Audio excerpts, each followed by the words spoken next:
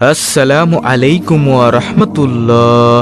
প্রিয় দর্শক, আজকের ভিডিওতে যে 5টি আমলের কথা আমি আপনাদেরকে বলবো, এই আমলগুলো করতে বড়জোর 1 মিনিট বা 2 মিনিট সময় লাগবে, কিন্তু এর ফজিলত হলো হাসরের ময়দানে নেকের পাল্লায় এই আমলগুলোর ওজন অনেক ভারী হবে ইনশাআল্লাহ। আপনি কি চান যে মৃত্যুর পর হাসরের ময়দানে যখন আপনার আমলনামা ওজন দেওয়া হবে তখন মিজানের ডান দিকের নেকের পাল্লাটা ভারী হোক? যদি আপনি এটা চেয়ে থাকেন তাহলে আজকের এই 5টি আমল আপনার জন্য।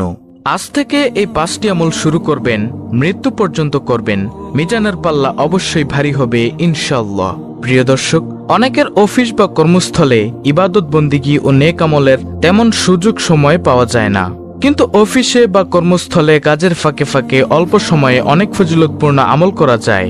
কাজের ফাঁকে 1 মিনিটে অনেক ভালো কাজ করা যেতে পারে এবং বিশাল সওয়াব পাওয়া যেতে পারে। শুধুমাত্র 1 মিনিটের সতর্ক আমলে আমলনামায় অনেকগুলো সওয়াব ও পুণ্য লেখা হবে। প্রিয় দর্শক, তাহলে চলুন একে একে প্রত্যেকটি আমলের সাথে আপনাদেরকে পরিচয় করিয়ে দিই। আজকের ভিডিওর 5টি আমলের মধ্যে সর্বপ্রথম আমলটি হচ্ছে নম্বর 1, মনে মনে দ্রুত গতিতে 3 বার সূরা ফাতিহা পড়া যায়। এভাবে আমল করলে 18 বেশি নেকি হাসিল করা যায়। প্রিয় দর্শক, এখন আপনি বলতে পারেন সূরা ফাতিহার ফজিলত কি কি? সূরা ফাতিহার ফজিলত হলো, হযরত আলী রাদিয়াল্লাহু তাআলা আনহু বলেছেন, কোন বিপদে পতিত ব্যক্তি 1000 বার সূরা ফাতিহা পাঠ করলে ওই ব্যক্তির আর বিপদ থাকতে পারে না। হযরত ইমাম জাফর সাদিক রাদিয়াল্লাহু তাআলা আনহু বলেছেন, 41 বার সূরা ফাতিহা পাঠ করে পানিতে ফু দিয়ে কোনো অসুস্থ ব্যক্তিকে খাওয়ালে অসুস্থ ব্যক্তি সুস্থ হয়ে যাবে। এছাড়াও রয়েছে আরো অনেক ফজিলত।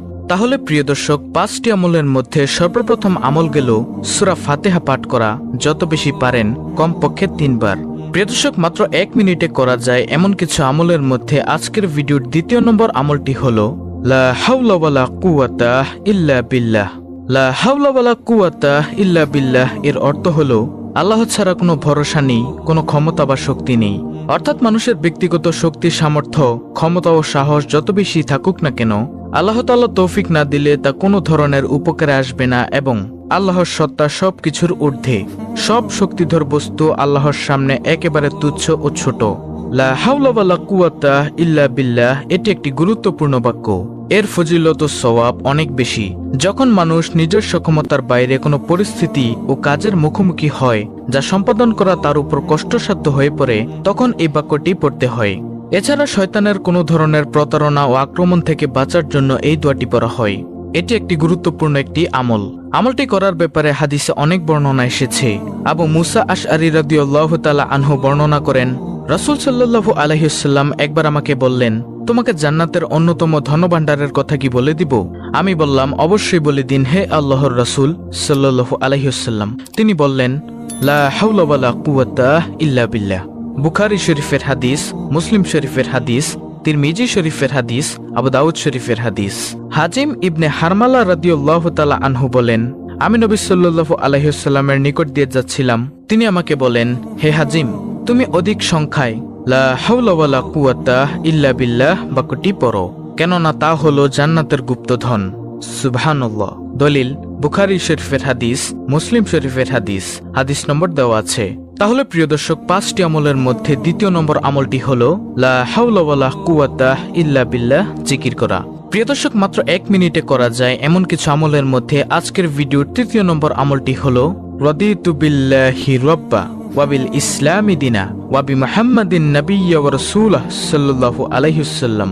এর অর্থ হলো, আমি আল্লাহকে রব হিসেবে, ইসলামকে দিন হিসেবে এবং মুহাম্মদ সাল্লাল্লাহু আলাইহি ওয়াসাল্লামকে রাসূল হিসেবে পেয়ে সন্তুষ্ট। আবু সাঈদ খুদরি রাদিয়াল্লাহু তাআলা আনহু থেকে বর্ণিত আছে, রাসূল সাল্লাল্লাহু আলাইহি ওয়াসাল্লাম বলেছেন, যে ব্যক্তি নিম্নোক্ত দোয়াটি বলবে তার জন্য জান্নাত ওয়াজিব হয়ে যায়। দলিল মুসলিম শরীফের হাদিস, আবু দাউদ শরীফের হাদিস, মুজামু কাবির হাদিস, মুজামুস সাহাবা। হাদিস নম্বর দেওয়া আছে। অন্য এক বর্ণনায় রয়েছে, যে ব্যক্তি সকালে 3 বার, বিকালে 3 বার রাদিতু বিল্লাহি রাব্বা ওয়া বিল ইসলামি দিনা ওয়া বি মুহাম্মাদিন নাবিয়্যা ওয়া রাসূলাহ সাল্লাল্লাহু আলাইহি ওয়াসাল্লাম এই দোয়াটি পড়বে, কিয়ামতের দিন আল্লাহ তাআলা তাকে নেকি বৃদ্ধির দ্বারা সন্তুষ্ট করবেন। তিরমিজি শরীফের হাদিস। তাহলে প্রিয় দর্শক, 5টি আমলের মধ্যে 3য় নম্বর আমলটি হলো রাদিতু বিল্লাহি রাব্বা ওয়া বিল ইসলামি দিনা ওয়া বি মুহাম্মাদিন নাবিয়্যা ওয়া রাসূলাহ সাল্লাল্লাহু আলাইহি ওয়াসাল্লাম। এই দোয়াটি যত বেশি পাঠ করতে পারেন প্রিয় দর্শক, মাত্র 1 মিনিটে করা যায় এমন কিছু আমলের মধ্যে আজকের ভিডিওর 4র্থ নম্বর আমলটি হলো সৎ চরিত্রবান হওয়া। প্রিয় নবী সাল্লাল্লাহু আলাইহি ওয়াসাল্লামের যে গুণ বর্ণনায় কুরআনুল কারিমে আল্লাহ তাআলা আয়াত নাজিল করেছেন তা হলো সৎ চরিত্র বা মহান চরিত্র, যে চরিত্রে থাকবে না কোনো গুনাহের চিন্তা। প্রিয় নবী সাল্লাল্লাহু আলাইহি ওয়াসাল্লামকে লক্ষ্য করে মহান আল্লাহ তাআলা ঘোষণা দেন, আর নিশ্চয়ই আপনি মহান চরিত্রের অধিকারী। কিয়ামতের ময়দানে এই উত্তম চরিত্রের লোকদের আমলনামা হবে 7 আসমান ও 7 জমিনের চেয়ে ভারী। প্রিয় দর্শক, এই সৎ চরিত্রের সংক্ষিপ্ত পরিচয় হলো হালাল গ্রহণ করা, হারাম বর্জন করা, আর নিজ পরিবারের স্ত্রী, সন্তান, মা বাবা ও ভাই বোনদের সঙ্গে উত্তম ও উদার ব্যবহার করা। তাহলে প্রিয় দর্শক, 5টি আমলের মধ্য থেকে গেল 4র্থ নম্বর আমল, অর্থাৎ সৎ চরিত্রবান হওয়া। প্রিয় দর্শক, মাত্র 1 মিনিটে করা যায় এমন 5টি আমলের মধ্যে আজকের ভিডিওর সর্বশেষ 5ম নম্বর আমলটি হলো ইস্তেগফার করা। ইস্তেগফার মানে হলো ক্ষমা প্রার্থনা করা, আল্লাহর কাছে মাফ চাওয়া। প্রতিদিন বুঝে না বুঝে নিজের অজান্তে অসংখ্য মানুষ ভুল করে বসে, অধিকাংশ সময় জেনে বুঝে শুধুমাত্র কুপ্রবৃত্তির অনুসরণ করে পাপ করে ফেলে মানুষ। তবে আল্লাহ তাআলা পাপাচারে লিপ্ত বান্দার জন্য ক্ষমার দুয়ার খোলা রেখেছেন সব সময়। তাই মানুষ যতই ভুল করুক না কেন, অনুতপ্ত হৃদয়ে আল্লাহর কাছে ক্ষমা চাইলেই তিনি ক্ষমা করবেন।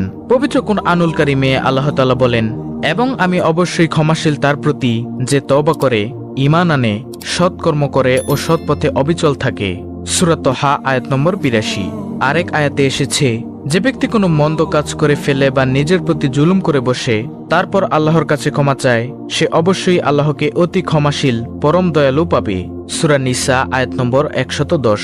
রাসূল সাল্লাল্লাহু আলাইহি ওয়াসাল্লামের কোনো গুনাহ ছিল না, তিনি ছিলেন নিষ্পাপ। এরপরও তিনি দিনে রাতে প্রচুর পরিমাণে ইস্তেগফার পাঠ করতেন, আল্লাহর কাছে কেঁদে কেঁদে দোয়া করতেন। ইবনে আব্বাস রাদিয়াল্লাহু তাআলা আনহু থেকে বর্ণিত, রাসূল সাল্লাল্লাহু আলাইহি ওয়াসাল্লাম বলেছেন, যে ব্যক্তি বেশি বেশি ইস্তেগফার করে আল্লাহ তাআলা তার সব সংকট থেকে উত্তরণের ব্যবস্থা করে দেন, তার সব পেরেশানি দূর করে দেন এবং তাকে এমন জায়গা থেকে রিজিক দান করেন যা সে কল্পনাও করতে পারে না। সুনানে আবু দাউদ হাদিস নম্বর 1518। ইস্তেগফারের মাধ্যমে আল্লাহর রহমত ও নিয়ামত লাভ করা যায়। ইস্তেগফারের ফজিলত সম্পর্কে কুরআনে কারিমে এসেছে, ইস্তেগফারের ফলে আল্লাহ তাআলা তোমাদের প্রতি সুষম বৃষ্টি বর্ষণ করবেন, আর তোমাদের সম্পদে প্রাচুর্য ও সমমানের বরকত দিবেন এবং তোমাদের জন্য বাগবাগিচা, পানির ফোয়ারায় শোভিত করবেন। সূরা নূহ আয়াত 11 থেকে 12। মোট কথা, তওবা ও ইস্তেগফার মুমিন ও মুত্তাকিদের এক বিশেষ গুণ। মানুষকে আল্লাহ তাআলা তার ইবাদত বন্দিগি ও তার আদেশ নিষেধ মেনে চলার জন্য সৃষ্টি করেছেন, কিন্তু মানুষ শয়তানের প্ররোচনায় পড়ে জীবনের বিভিন্ন ক্ষেত্রে আল্লাহ তাআলার আদেশ নির্দেশ লঙ্ঘন করে বসে, আল্লাহ তাআলার হুকুম মেনে চলার ক্ষেত্রে ভুল করে। তাই আল্লাহ তাআলা তার সে ভুল বা গুনাহ থেকে মুক্তি দানের জন্য তওবা ও ইস্তেগফারের ব্যবস্থা করে রেখেছেন। সর্বোপরি তওবা ও ইস্তেগফারের মাধ্যমে একজন মুমিনের দুনিয়া ও আখিরাতের জীবন সুন্দর ও সফল হয়। এর মাধ্যমে একজন মুমিন লাভ করে উভয় জাহানের সমৃদ্ধি। তাহলে এই গেল মোট 5টি আমল। সুপ্রিয় দর্শক, সংক্ষেপে আমি আপনাদেরকে এই 5টি আমল আবার বলে দিচ্ছি, আপনি চাইলে স্ক্রিনশট নিয়ে নিতে পারেন। মাত্র 1 মিনিটে করা যায় এমন 5টি আমল হলো, নম্বর 1, মনে মনে সূরা ফাতিহা 3 বার পাঠ করা। নম্বর 2, লা হাওলা ওয়ালা কুওয়াতা ইল্লা বিল্লাহ এর জিকির করা। নম্বর 3, রাদিতু বিল্লাহি রাব্বা ওয়া বিল ইসলামি দিনা ওয়া বি মুহাম্মাদিন নাবিয়্যা ওয়া রাসূলা সাল্লাল্লাহু আলাইহি ওয়াসাল্লাম।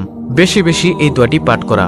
নম্বর 4, সৎ চরিত্রবান হওয়া, অর্থাৎ যে চরিত্রে থাকবে না কোনো গুনাহের চিন্তা। সর্বশেষ নম্বর 5, ইস্তেগফার করা, বেশি বেশি ইস্তেগফার করা, অর্থাৎ আল্লাহর কাছে ক্ষমা চাওয়া। প্রিয় দর্শক, এই আমলগুলো আপনি প্রতিদিন করবেন, তাহলেই ইনশাআল্লাহ আল্লাহ তাআলা আপনার নেকের পাল্লা অনেক ভারী করে দিবেন। তো প্রিয় দর্শক, এই ছিল অত্যন্ত গুরুত্বপূর্ণ আজকের একটি ভিডিও। ভিডিওটি ভালো লাগলে অবশ্যই চ্যানেলটিকে সাবস্ক্রাইব করে বেল বাটন অল বাজিয়ে দিবেন। ভিডিওটিতে একটি লাইক দিবেন এবং কমেন্টে আমিন লিখবেন এবং অন্য মুসলিম ভাই বোনদের কাছে ভিডিওটি শেয়ার করে দিবেন, যেন তারাও দেখে শিখে আমলটি করতে পারে। আল্লাহ রাব্বুল আলামিন আমাদের সকলকে এই 5টি আমল করার তৌফিক দান করুন। আমিন।